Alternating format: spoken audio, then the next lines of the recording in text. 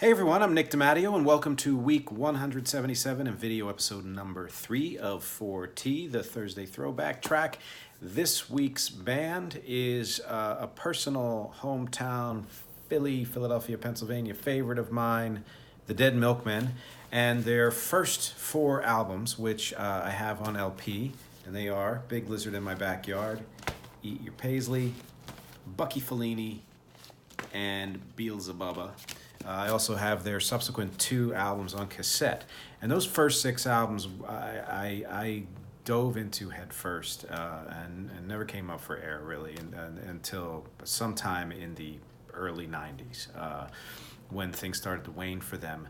But up until that point, they were a pretty seminal band for me. I had seen them live several times, mostly in and around South Street, and including the historic and famous Trocadero Theater, which was a theater and a burlesque hall and a music venue ever since 1870 until it apparently, I just read, closed earlier this year. I have a feeling it'll be open again at some point because it's been around forever, and I'm sure it had lean years prior to this.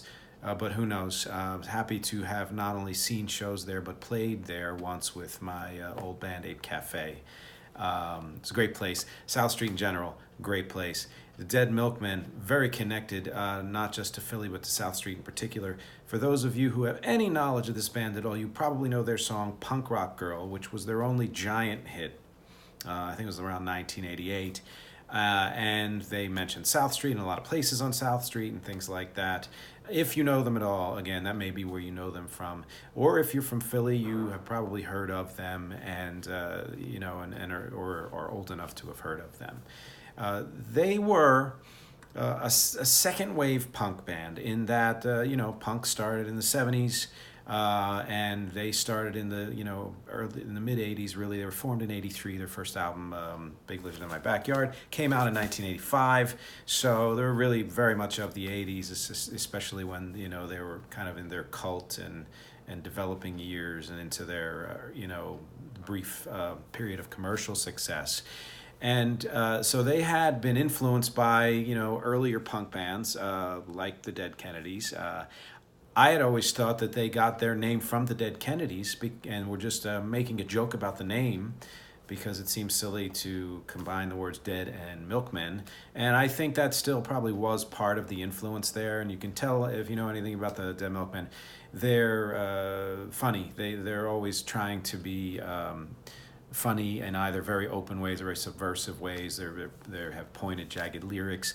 They had pretty adolescent lyrics back in the 80s for some of their songs, but as they developed, they got a little bit more, I don't know, their lyrics got better.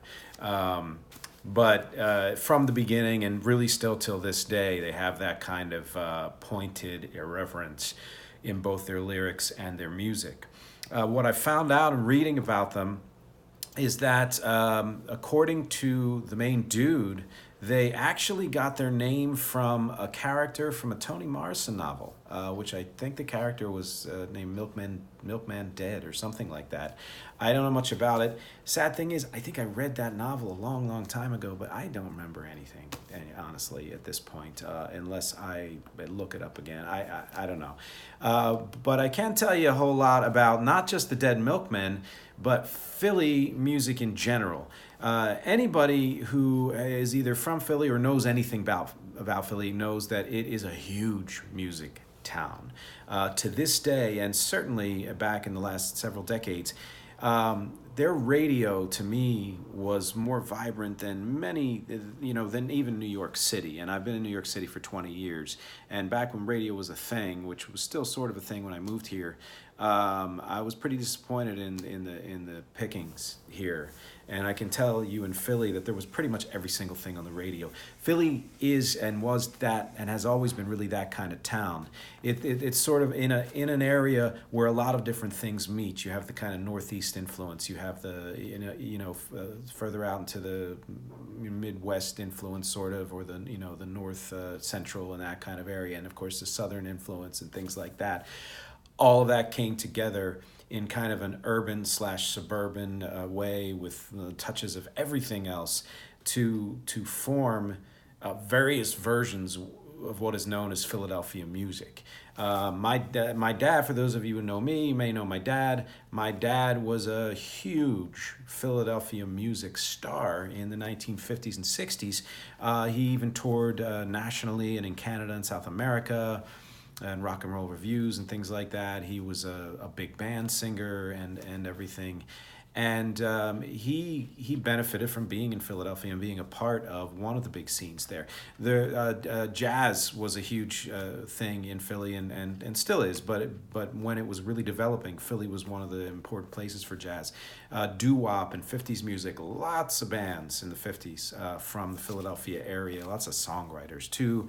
In the 70s, there was Philadelphia soul, and that's huge. If anybody knows Philly soul, or anything about Philly music, they probably know Philly soul. In the 80s, when I grew up, there were bands that were either just starting to make their name or maybe had a little before, like Joan Jett from that area, the Hooters, Robert Hazard and the Heroes. Robert Hazard also kind of came to fame as being the songwriter of Girls Just Want to Have Fun for Cyndi Lauper. And one of the bands from Philly was actually Cyndi Lauper's backing band for a while. And there were other bands who were starting out in the 80s but hadn't quite hit their stride or their big fame, such as Boyz II Men, Will Smith, Fresh Prince, The Roots, who are now on TV every week, and Live, Throwing Copper, that band, if anybody knows, I think Lightning Crash or something like that, something in the 90s. They actually started in the 80s. Well, I started in the 80s too, and so I was immersed in all of that, and I was immersed in the Philly attitude toward music, which is, if it's good music, it's good music. It doesn't matter what kind of music is. And what that did to artists growing up in Philly in many ways, and let me not forget, having mentioned the Roots and Fresh Prince and all that, Philly was a huge and very seminal city for development of hip-hop too, in the early 80s, even as far back as that. But what that did for artists who grew up in and around Philadelphia, and I grew up mostly in South Jersey, although I was born, in Philadelphia and had and still have relatives there, is that it created this sort of amalgam of styles that each artist manifested and expressed in a different way. So many of the bands who come from Philly have kind of a mix of styles that combines both the idea of being true to the form of whatever that is. For example, with the Dead Milkmen, it was punk and surf punk and that, and that kind of thing, but also observing it from the outside, from a slight remove, in kind of the way that Philly is a slight remove from New York, and so commenting on it in a way too, which is something the Dead Milkmen did a lot. They did, they didn't just do the lyrical commentary in their music. They commented on the music they were doing by, in some ways, poking fun at it or sending it up or doing meta versions of a punk, song, and you can hear that in a lot of bands in general, but in a lot of Philly bands throughout the years, and certainly in pretty much all the music I do, that sort of mix of styles that is both, reverent of the whatever genre that you happen to be doing at the time, but also kind of irreverent, kind of picking it apart, poking fun at it, doing things a little bit more experimental, adding some quirky things in. And an interesting thing about the Dead Milkmen style is that it captured something that a lot of people don't know about Philly and South Jersey, which is there were a lot and may still be a lot of skaters and surfers in that area. And I happen to be with someone now who is from California, and I've always been fascinated with that state. I've been there a few times and would like to spend a lot more time out there, actually. But as far as music goes, that kind of surf punk and all of that stuff, or even that California punk like Agent Orange is a good example from the 80s, has been somewhat of a favorite of mine. Or Waves, the band with two V's, that's more recent, another great example. The Dead Milkmen had that sound, and they showed that Philly area actually had a lot of that kind of, surf punk, skater punk attitude to it. And it's something that's, certainly influenced a good portion of what I've done, at any rate. But the big thing about the Dead Milkmen, as anybody who knows them knows, is that they were goofs. They were intended to be funny. They were more irreverent, but equally as goofy as, let's say, they might be Giants or people like that. They predated a band like Presidents of the United States of America, who did that song Peaches in the 90s. They were able to make songs at times that had a good, strong pop sensibility, but still maintain their goofiness and their kind of often lack of regard for certain aspects of lyrical structure and things like that. And that's one of the reasons I love them, because they clearly loved the music they were doing, but they did it and acted like they didn't care. And that, of course, that's part of the punk attitude. It's to, throw away the old and not get so caught up in having your, getting your chops down perfect and all that stuff. And there was always that division between hippies and prog rock, and then punk and new wave and all that stuff. And the Dead Milkmen certainly played up on that in both, I think, probably a sincere way, but also in kind of a send-up commentary way, like we're punks and we're going to hate hippies. So they did a song like The Thing That Only Eats Hippies, or, Beach Party Vietnam, and things like that were clearly meant to be satirical and honestly really just goofy. And humor, I think, can be very open and abrasive and in your face in music, but it can also be very subtle. And they did both. But there are other bands, or big bands, even the Beatles and Billy Joel and bands straight up until today, a lot of hip hop artists who weave humor into their lyrics in ways that you might not readily catch. And that's one of the things that I really enjoy doing. And so you can hear some of that in a lot of the music that I've put out right up until this day.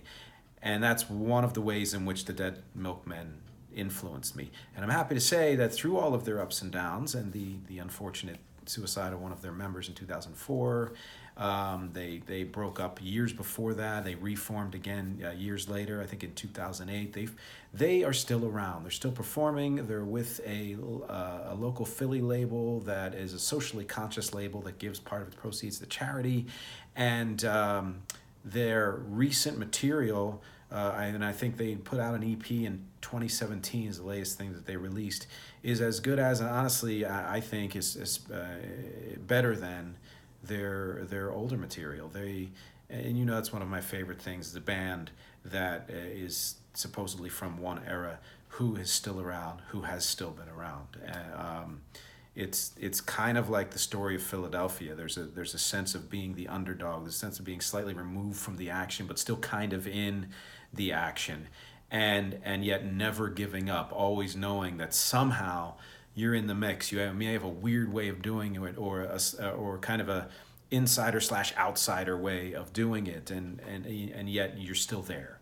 And that's the Dead Milkmen. That's so many things about Philadelphia in general, and that's and then that's me. That's a lot of what I do with my music too. So a couple of examples of songs that can be somewhat directly linked to the Dead Milkmen. And again, you can find the link to Dead Milkmen info and these two songs in the text below. Are my recent song, The Garden, which is going to be on an upcoming EP, Sympathy for the Weird, which I'll be releasing in the next month or two. And a slightly older song from 2015 from my album, The Sunshine Seminar, Xmas, which is spelled Xmiss. The lyrics are, they fit into that kind of Dead Milkman feel of either just out and out goofy like The Garden and what is exactly it's supposed to mean. I don't know, it's riffing on something, or Xmas, which has a real jagged, commentary on a relationship, feel to the lyrics, but it clearly has some humor in it too, straight from the title, straight on to the end of the song. So I urge you, as always, to listen to the band that I'm discussing, the Dead Milkmen. Listen to any track or tracks that I share of mine. Everything's always in the links. You can also go to recarea.bandcamp.com. You can go to my SoundCloud page. You can go to my website, nickdimatteo.com. You can find all of this stuff everywhere. Scroll down and look at the text below, which is not in any way a transcript of what I've just said. That does have some additional information, including some of my favorite tracks from these 4 albums. And thank you again for listening. And I hope to see you again next week. And don't forget to please comment, whether that's in audio or video or text, or send me a link, or talk to me about why you like this band, why you hate this band, or any other band that you think might be related or completely unrelated to the topic this week. I'm always trying to start conversations. That's what the Thursday Throwback Track is all about. That's what generally my music career has been all about. Thank you again, and I will see you next week.